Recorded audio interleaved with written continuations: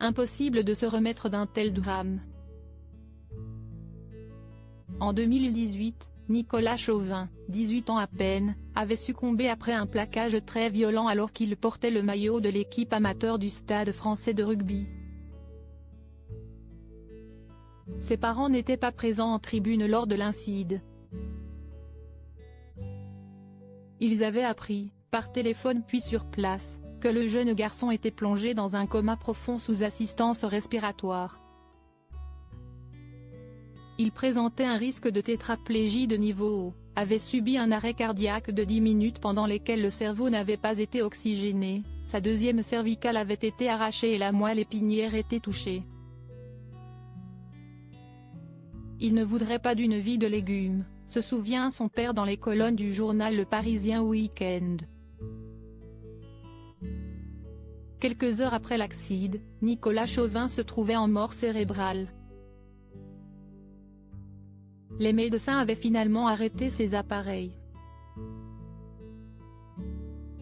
Aujourd'hui, Philippe Chauvin, son papa, se bat pour faire évoluer les règles du rugby, afin de garantir l'intégrité physique des joueurs.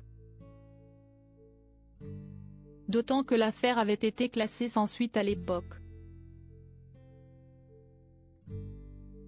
Il sort un livre, le 5 avril 2023, aux éditions du Rocher, intitulé Rugby, mourir fait partie du jeu. Je sais aussitôt la violence du geste. Philippe Chauvin n'a pas assisté à la scène, mais il l'a regardé des centaines de fois en vidéo. J'avais besoin de voir les images.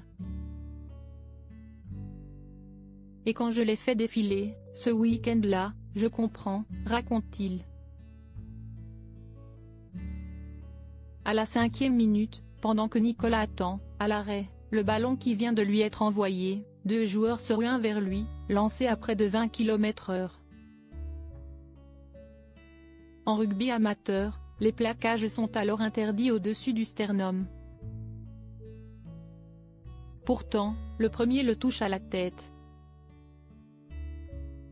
Et le second l'achève. Non seulement il ne se baisse jamais pour chercher l'impact plus bas, mais il fait un mouvement de rotation de son épaule, qui heurte de plein fouet le visage de Nicolas. J'entends un cri d'effroi dans les tribunes, je sais aussitôt la violence du geste. Cela n'aurait jamais dû se produire. Grand espoir du Stade français, Nicolas Chauvin avait la vie devant lui.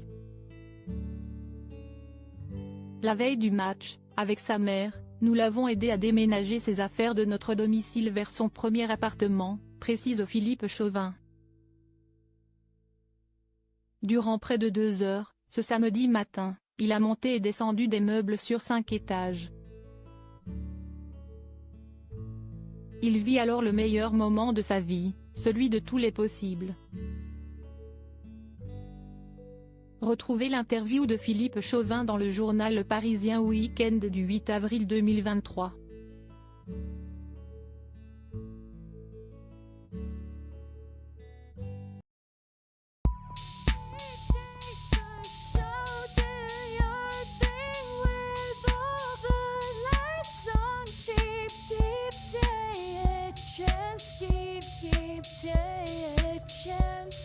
You can just keep